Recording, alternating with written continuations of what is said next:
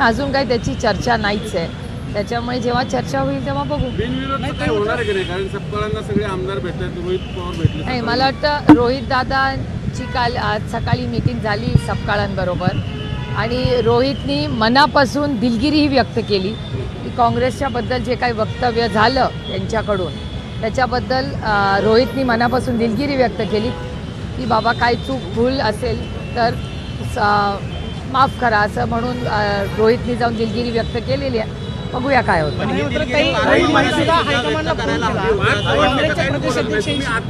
काही सांगणार की नाही?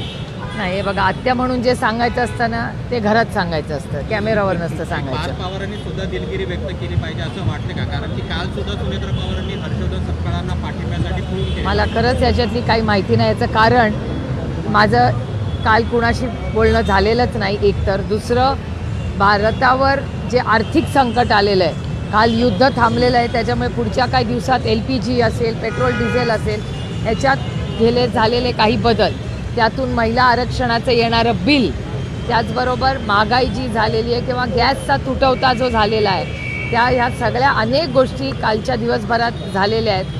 तर त्याच्यात बारामती लोकसभा मतदारसंघ राज्य आणि देश पातळीवर या सगळ्याचा फॉलोअप करून, कारण का आपले काही लोक अनेक ठिकाणी अडकलेली आहेत, त्याचाही काल फॉलोअप घ्यायचा होता.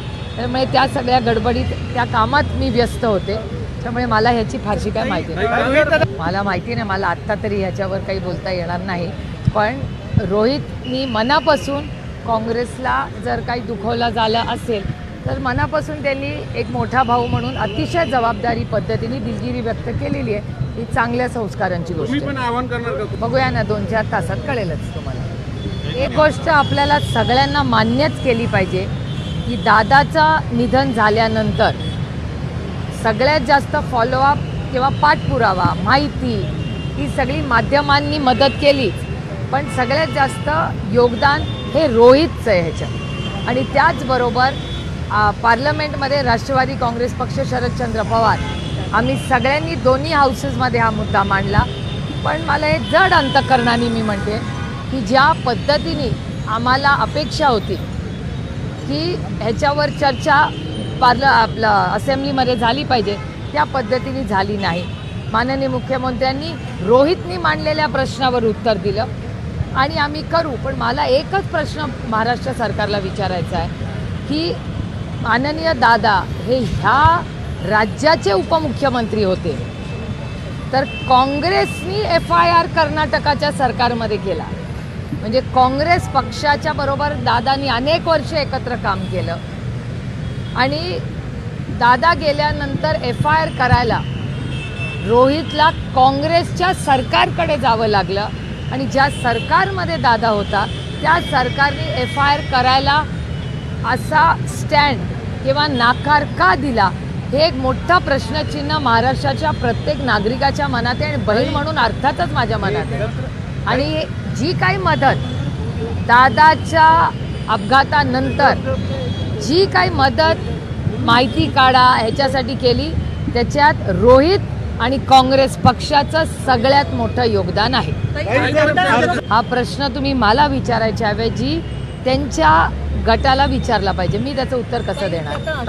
आत्ता इथे पाऊस पडला तर मी छत्री उघडणार का रेनकोट घालणार? याचं उत्तर माझ्याकडे आता नाही. आज शपथ घेणाऱ्या सगळ्या राज्यसभेच्या खासदारांना माझ्या मनापासून शुभेच्छा.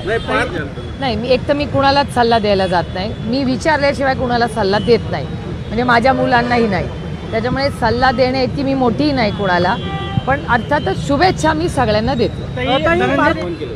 कोणी साहेबांनी केलं आहे, चांगलीच गोष्ट आहे, त्याचं आपण सगळ्यांनी मिळून स्वागतच केलं पाहिजे.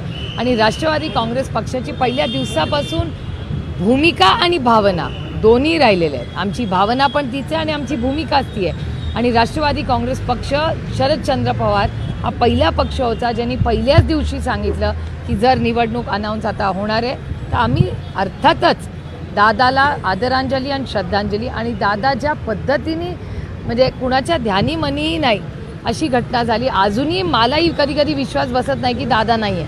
दादा जाऊन 2च महिने झालेत, अजून फार काही दिवस झाले नाही, पण अजूनही सातत्याने काम करत असताना आपल्याला दादाचं असं वाटतं की अरे दादाच्या वेळेस आपण असं. आत्ता हाही ब्रिजचा रिव्ह्यू घेत असताना 2 वेळा दादाची आठवण आम्हाला सगळ्यांना आली, कारण का हा ब्रिज करत असताना युवराज आहे इथे, कुठे गेला, इथेच आहे, त्यांनी आत्ता रिव्ह्यू घेतला होता दादाबरोबर सगळ्यांनी मिळून. त्याच्यामुळे ह्या सगळ्या गोष्टी आम्ही सगळ्यांनीच एकत्र इतके वर्ष काम केलं आहे. तुम्ही आणि तुमचा पक्ष बिनविरोध होण्यासाठी सातत्याने प्रयत्न करतात, दादाला न्याय मिळावा म्हणून. रोहित दादा अगदी फार बँगलोरला जाऊन आले, पण दुसरीकडे जय पवार मात्र खासगी बैठकीत म्हणतात की आमचा पक्षच पळवला असतं म्हणून आम्हाला शपथ घ्यावी लागली वहिनींना. आता खाजगीमध्ये कोण काय बोललं मला माहिती नाही, पण तुमच्या चॅनलवर जयचं एक स्टेटमेंट मी पाहिलं तुमच्या चॅनलवर की जे रोहित दादाचं मत आहे तेच माझं मत आहे, तुमच्या चॅनलवर तुम्ही दाखवलं. त्याच्यामुळे रोहितनी जी लाईन घेतली आहे ती अर्थातच सगळ्यांना योग्य वाटते. आणि रोहित हा एकटाच व्यक्ती आहे जो आज रोज आणि सातत्याने, रोहित गल्लीपासून दिल्लीपर्यंत रोहित रोजच ह्या गोष्टीचा पाठपुरावा करतो. आणि ज्या प्रश्नाची उत्तरं तुम्हाला हवी आहेत ती आज रोहित पोट तिडकीनी सातत्याने मांडतो.